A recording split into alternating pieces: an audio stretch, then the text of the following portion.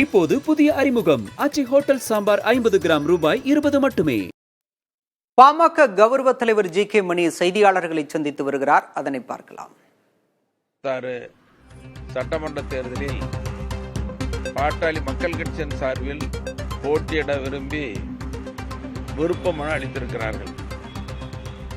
குறிப்பாக பாட்டாளி மக்கள் கட்சிக்கு இதுவரை இல்லாத அளவிற்கு, வரலாறு காணாத அளவில் 4109 மனுக்கள் பெறப்பட்டிருக்கிறது.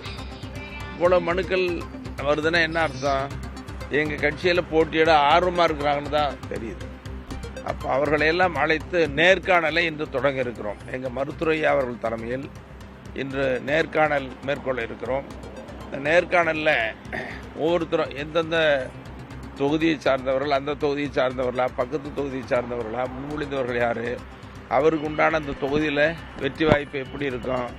இதில் ஒரு தேர்தலில் வெற்றிங்கிறது கட்சியினுடைய பலம்.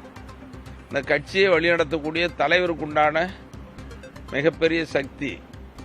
அதையும் தாண்டி கூட்டணி, அதுக்கு மேலே அந்த தொகுதியில் வேட்பாளர்களுக்குரிய முக்கியத்துவம், இதெல்லாம் சேர்ந்தது தான் வெற்றி.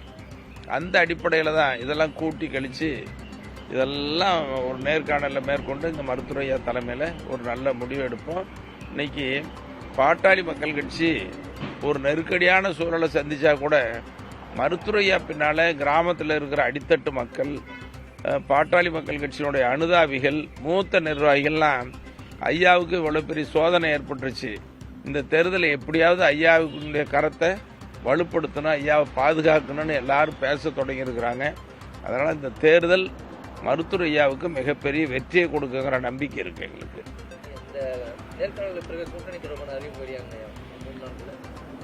கூட்டணி தொடர்பாக அனைத்து தரப்பிலும் பேச்சுவார்த்தை வருவதாக பாமக கௌரவ தலைவர் ஜி.கே. மணி தெரிவித்திருக்கிறார்.